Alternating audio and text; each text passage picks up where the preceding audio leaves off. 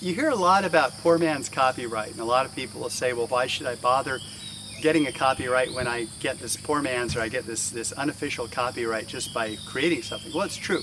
You do get a common law copyright just by the creation of a bit of artwork, and that will give you the right to send somebody a letter asking them not to copy your stuff. The problem is that the type of people who rip off websites and copy your text by page, they're not the type who are going to listen to a C&D letter. And so in many cases, you're much better off registering your copyright so that you have some teeth behind it. The teeth behind it are something called statutory damages.